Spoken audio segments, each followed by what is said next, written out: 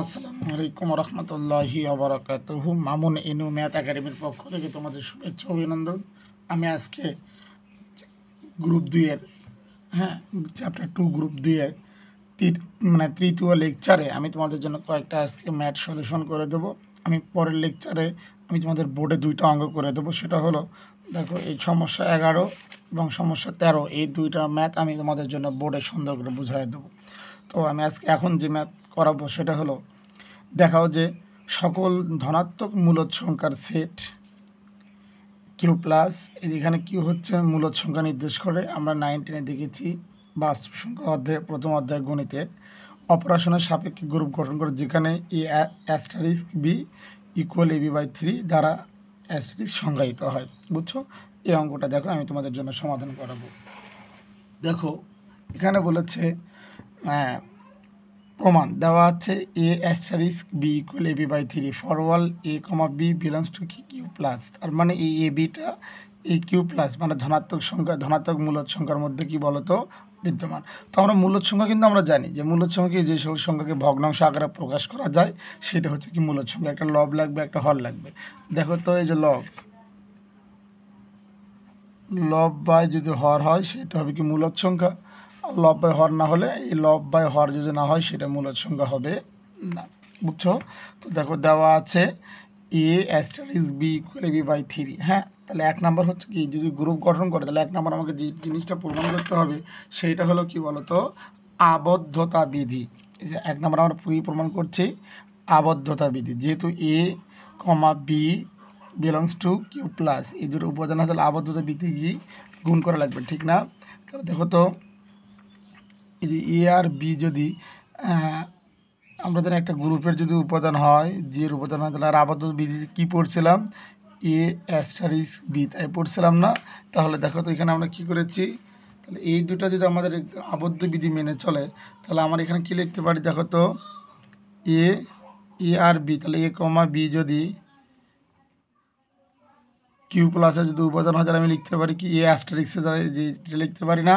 তাহলে এর মান কত বলো তো, এবি বাই 3, এই যে এবি বাই 3, এই যে এবি বাই 3। তাহলে এ অ্যাস্টারিস্কের জায়গায় আমি লিখতে পারি কি এ অ্যাস্টারিস্ক বি, যার মানে এবি বাই 3, এই যে AB by 3 belongs to Q plus. তাহলে অতএব A comma B belongs to Q plus, B asterisk B belongs to Q plus. সুতরাং কিউ প্লাস আবদ্ধতা বিধি মেনে চলে। বুঝছো? এবার দেখো 2 নম্বর আমরা যেটা প্রমাণ করাবো সেটা হলো সংযোজন বিধি। তো সংযোজন বিধি বলি আমি তোমাদের জন্য, গ্রুপের সংযোজন বিধি আমরা কি দেখেছি বলো তো, ধরো এ অ্যাস্টারিস্ক বি অ্যাস্টারিস্ক এরকম সি না, তাহলে এর সংযোজন বিধিকে আলাদা করে দাও, তাহলে অ্যাস্টারিস্ক বি কাকে ধরবে, সিকে, তাই না? এটা কিন্তু সংযোজন বিধি, এটা কিন্তু আমাদের সংযোজন বিধি ছিল, তাই না?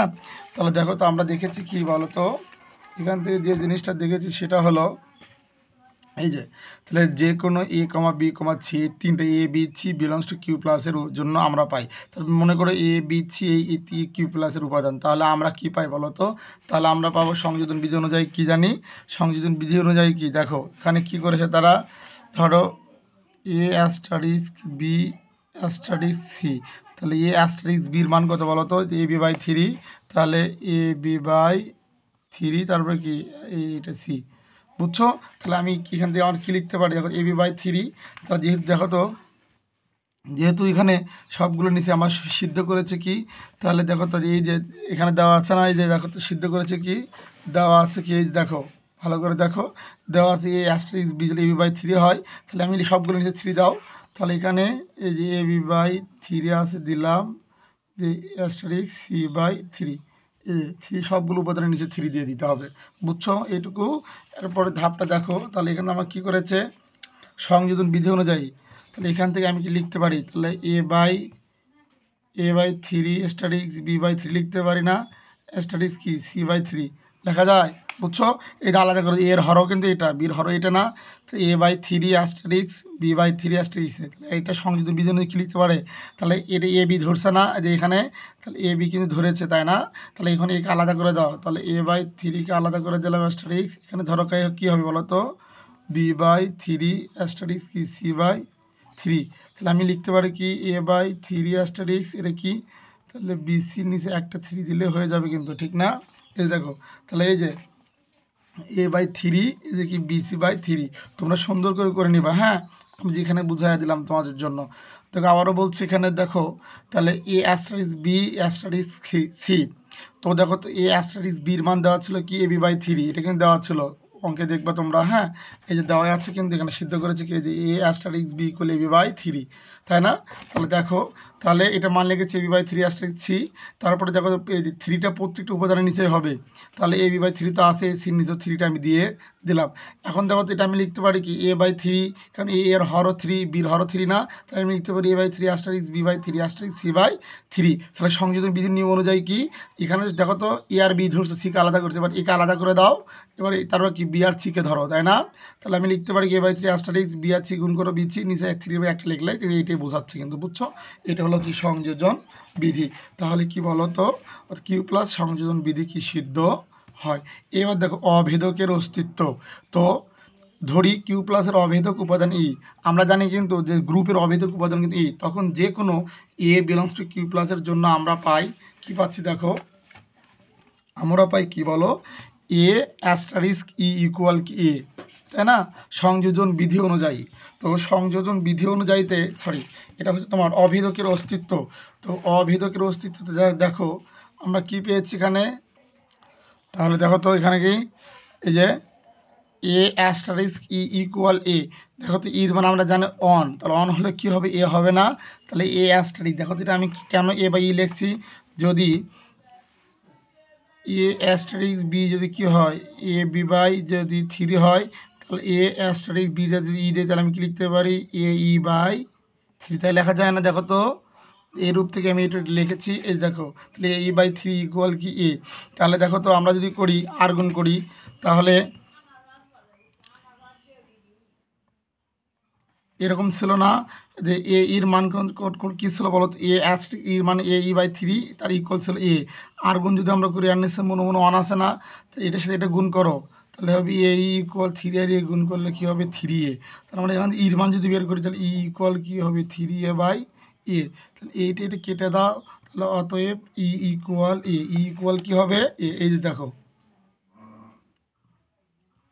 এই যে তাহলে AE-3A এখানে পার করে দাও, তাহলে এ কমন নিলাম আমরা, এ কমন নিলে কী হবে বলো তো, E-3, এই যে AE এইখানে প্লাস এই পাশে কি -3A, তাই না?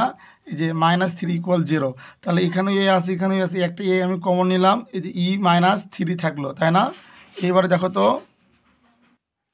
বিদ্যুৎ চলে গেল, যাই হোক হয়তো বা ভিডিওটা তোমাদের কষ্টকর হবে। তাহলে E-3 এই এটা যদি আমরা 0 পাশে পার করে দিই, তাহলে ভাগ হয়ে যাবে 0 হয়ে গেল। তাহলে E-3 পার করে দাও 3, যা ধনাত্মক মূলদ সংখ্যা, অর্থাৎ কিউ প্লাসের অভেদক উপাদান 3, বুঝছো? এবার দেখো বিপরীত উপাদানের অস্তিত্ব। তো বিপরীত উপাদানের অস্তিত্ব কি, ধরি এ এর বিপরীত উপাদান বি, তাহলে A*B = E, তাহলে AB/3 আমরা যে দেওয়া আছে ইকুয়াল A, তাহলে আমরা এখানে বির মান বের করব। তাহলে দেখো তো বির মান যদি বের করে যাই, দেখো মনে করো AB/3 = E, তাহলে ইর যদি আমরা বের করি তাহলে কি হবে AB/3E গুণ করে দাও, তাহলে হবে কি B = 3E/A। তাহলে B = ইর মান কত, 3 বের করছে না, 3 গুণন 3 নিচে হচ্ছে A, তাহলে কত হবে বলো তো 9/A। তাহলে B = কি 9/A, তাহলে এটা 0 থেকে বড় না, তাহলে কি B belongs to Q plus. তাহলে A এর বিপরীত উপাদান, A এর বিপরীত বিদ্যমান, A এর বিপরীত, দেখো এখানে হবে লিখতে হয়তো ভুল হয়েছে, হ্যাঁ A এর বিপরীত বিদ্যমান, হ্যাঁ A এর বিপরীত বিদ্যমান এবং ইহা 9/A, যেহেতু A ইচ্ছাধীন, সুতরাং কিউ প্লাসের প্রত্যেক উপাদানের বিপরীত উপাদানের বিদ্যমান, অতএব কিউ প্লাস 0 একটি গ্রুপ গঠন করে, বুঝছো? কোনো কিছু প্রবলেম হলে আমাকে বলবা তোমরা, ইনশাল্লাহ আমি তোমাদের জন্য বোঝা দেওয়ার চেষ্টা করব।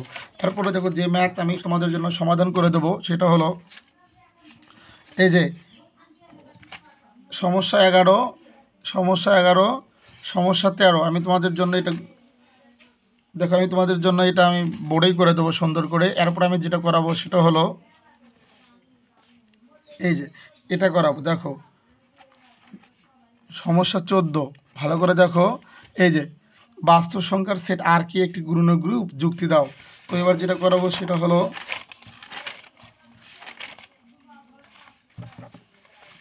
দেখো 14, দেখো সমস্যা 14, বাস্তব সংখ্যার সেট আর কি? হ্যাঁ, বাস্তব সংখ্যার সেট রিয়েল নাম্বার, সকল সংখ্যা হচ্ছে কি বাস্তব সংখ্যা, এটা আর, এটা হচ্ছে বাস্তব সংখ্যার জন্য এটা ব্যবহার করা হয়। আর রিয়েল নাম্বার কি একটি গুণনীয় গ্রুপ? যুক্তি দেখো, এটা কি একটা গুণনীয় গ্রুপ? তাহলে দেখো সমাধান আবদ্ধ বিধি। তো গ্রুপের আবদ্ধ বিধি 1 নম্বর আমাকে দেখাতে হতো কি আবদ্ধ বিধি। তাহলে ধরে দেখো এ কমা বি বিলংস টু কি আর, তার মানে এ বি হচ্ছে কি বাস্তব সংখ্যা, এ আর এর উপাদান। তাহলে এটা যদি হয় তাহলে গুণ করলে এ বি, এ আর বি গুণ করলে হবে কি এ বি, তাহলে এ বি কি গুণ করলে একটা বাস্তব মান আমরা পাবো। হ্যাঁ, মনে করো এর মান যদি আমার 1 হয়, এর মান 1, বির মান যদি আমার 2 হয়, তাহলে 1 গুণন 2 করলে আমি কি 2 পাবো না? এটা একটা বাস্তব সংখ্যা না? তাহলে এটা একটা বাস্তব সংখ্যা। তাহলে কি এটা হচ্ছে আবদ্ধ বিধি মেনে চলেছে। যেহেতু দুটি বাস্তব সংখ্যার গুণফল বাস্তব সংখ্যা, অতএব আবদ্ধ বিধি সিদ্ধ হয়। এবার দেখো 2 নম্বরে কি বলেছে, সংযোজন বিধি। তাহলে বাস্তব সংখ্যার সংযোজন বিধি সিদ্ধ করে, কারণ বাস্তব সংখ্যা আমি 3টি যদি বাস্তব সংখ্যা ধরে দেখো তো, একটা এ, একটা বি, একটা সি, এই 3টি যদি বাস্তব সংখ্যা হয়, হ্যাঁ ধরো এর মান 1, বি 2, 3, এটা বাস্তব সংখ্যা হলে কী হবে? তাহলে এ বি এটা সি, তাই না? তাহলে একে ছেড়ে দাও, তাহলে বি ইন্টু সি, তাহলে এর মানও যা আসবে বাসের মানও তাই আসবে। হ্যাঁ, তাহলে দেখো সংযোজন বিধি সিদ্ধ করে। এবার অভেদকের অস্তিত্ব, তাহলে আর এর একটু অন্য বাস্তব সংখ্যা ধরো 1 আছে আর এর মধ্যে, তাহলে সকল সংখ্যা তো বাস্তব সংখ্যা। তাহলে ধরো আমি এখানে নিয়েছি আর এর একটু অন্য বাস্তব সংখ্যা 1 আছে, যেখানে এ ইন্টু 1, তাহলে এর সাথে 1 গুণ করলে আমার কী হবে? 1 হবে। হ্যাঁ, তাহলে এ ইন্টু 1, তারপরে দেখো 1 ইন্টু এ, আমার মানটা আসবে কি এ, তাহলে ফর অল এ বিলংস আর, তাহলে অতএব 1 হলো আর এর অভেদক উপাদান। বুঝছো? এবার দেখো বিপরীতকের উপস্থিতি, বিপরীতকের উপস্থিতি দেখো আমরা পাই তাহলে এ ইন্টু 1 বাই এ, তাই না?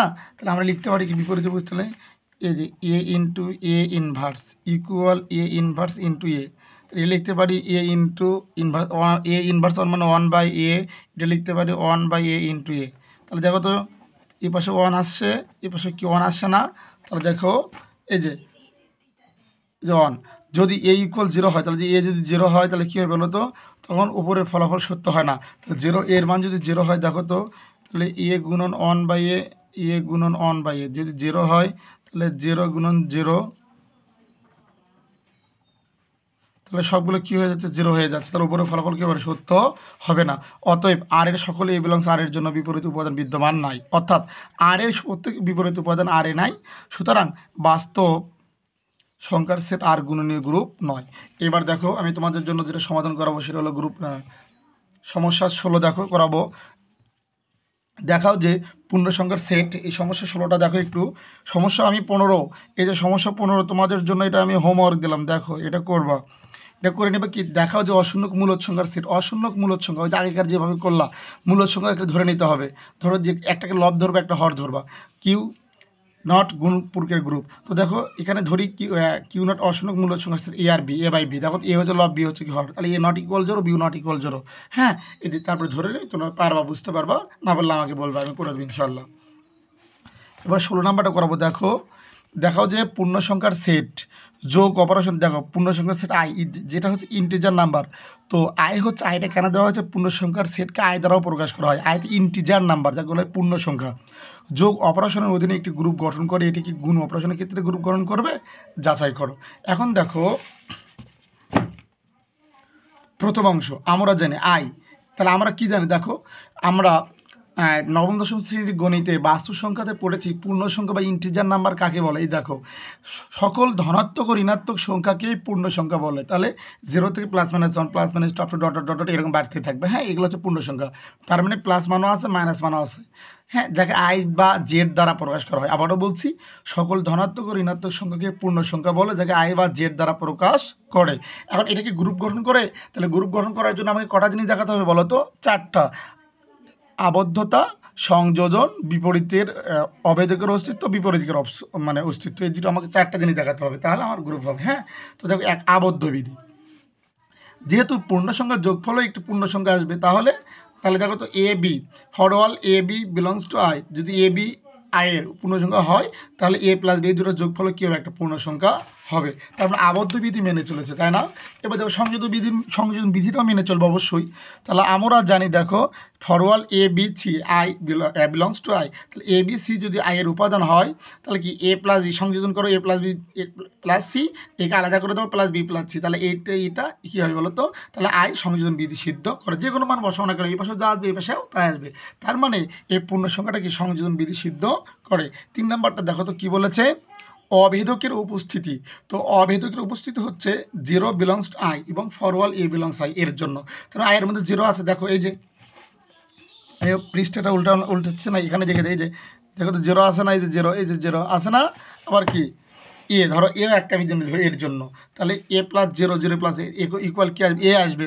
হ্যাঁ, তার মানে তোমার এখান থেকে অভেদকের উপস্থিতি মানে অভেদক বলতে ওই যে আমরা যেটা পড়েছি, ধরো এ অ্যাস্টারিস্ক ই ইকুয়াল ই অ্যাস্টারিস্ক এ যদি আমার এ জানা আসে, মানে এ মানটা জানা আসে, তাহলে আমি এখানে তুমি বি ধরতে, আমি এখানে কী ধরছি, এ বিলংস টু ধরতে, তুমি বি ধরতে পারতাম, তাহলে কী হবে 0 প্লাস বি বি প্লাস 0, তাহলে বি চলে আসবে। বুঝছো? একই কথা। তাহলে আই এর অভেদক উপাদান বিদ্যমান। এবার দেখো বিপরীত উপাদানের অস্তিত্ব, যেখানে যে কোনো এ বিলংস আই এর জন্য আমরা পাই বিপরীত, তাহলে এ প্লাস, তাহলে এ প্লাসের কি বিপরীত চিহ্নটা কী হবে, মাইনাসে, প্লাসের কি বিপরীত মাইনাসে, ইকুয়ালকে মাইনাসে প্লাস কি এ, তাহলে কী হবে দেখো, বিয়োগ করলে কী হবে 0 হয়ে যাবে। এই যে এ প্লাস মাইনাসে মাইনাসে প্লাসে, দেখো এ প্লাস মাইনাসে মাইনাস এ, মাইনাস এ প্লাস এ, তাহলে এটার কেটে তো এটার কেটে, তাহলে কী হলো 0। বুঝছো? তাহলে কি 0, তাহলে আয়ের অপতিক উপাদান বিপরীত উপাদান আই এ বিদ্যমান। সুতরাং যোগ প্রক্রিয়ায় আই ইন্টিজার নাম্বার মানে পূর্ণসংখ্যা একটি গ্রুপ গঠন করে। এবার দ্বিতীয় অংশতে কী বলেছে দেখো তো, দ্বিতীয় অংশে বলেছে এটিকে গুণ অপারেশনের ক্ষেত্রে গ্রুপ গঠন করবে, যাচাই করো। তাহলে দ্বিতীয় অংশ ইন্টিজার নাম্বার মানে পূর্ণসংখ্যা গুণোত্তক অভেদক উপাদান অন, গুণোত্তক অভেদক উপাদান অন, এখানে বিপরীতকের অস্তিত্ব বিধি বিদ্যমান নয়, কারণ 0 বিলংস টু আই, কিন্তু 0 এর বিপরীত উপাদান 0 ইনভার্স, আমরা 0 হয়ে যাচ্ছে, তার মানে কি আই নট ইকুয়াল এ কি আই নট বিলংস, এই 0টা কি বলো তো 1/0, এটা কি নট বিলংস আই, তার 1/0টা এ কি পূর্ণসংখ্যার উপাদান নয়, অতএব গুণ প্রক্রিয়ায় ইন্টিজার নাম্বার গ্রুপ নয়। তো আশা করি তোমরা সবাই ভালো থাকো, সুস্থ থাকো। ও আরেকটা অঙ্ক দেখো আমি তোমাদের জন্য করালাম না, সেটা হলো এই যে দেখো প্রমাণ করো 4 মাত্রার প্রত্যেক গ্রুপ অ্যাবলীয় গ্রুপ। এইটা হচ্ছে এই যে প্রমাণ করো যে সমস্যা 18, এই সমস্যা 18 2022 সালে আমাদের পরীক্ষায় আসছিলো, তোমাদের পরীক্ষায় আসবে না। হ্যাঁ, তো সবাই ভালো থাকো, সুস্থ থাকো। আমি আর একটা লেকচারে তোমাদের 2টা অঙ্ক আমি বোর্ডে করে দেবো, দিলেই আমাদের গ্রুপ 2 ইনশাল্লাহ এই অধ্যায় শেষ হয়ে যাবে। আমি বারংবার তোমাদের বলি, যেটা তোমরা বুঝবা না আমাকে বলবা যে ভাইয়া আমি এই জায়গায় বুঝি নাই, আমি ওই ক্লাসটা তোমাদের বোর্ডে হোক বা যেভাবেই হোক আমি তোমাদের বুঝে দেওয়ার জন্য চেষ্টা করব। আর আমার প্রথমত একটা বৈশিষ্ট্য হলো, সেটা হলো যদি আমার কোনো স্টুডেন্ট, আমার এইচএসসি ইন্টারমিডিয়েট পর থেকে আমি তো ছাত্রদের মানে পড়াই, তো আমার ছাত্ররা যদি না বোঝে আমার সেটা খুবই খারাপ লাগে, আর মাথায় যেমন কেমন একটা চাপ দেয় যে আমার ছাত্ররা কেন বুঝলো না। তো আমি যেভাবে পারি আমি আমার ছাত্রদেরকে বুঝে দেওয়ার চেষ্টা করি, আমি তোমাদেরও বুঝে দেবো।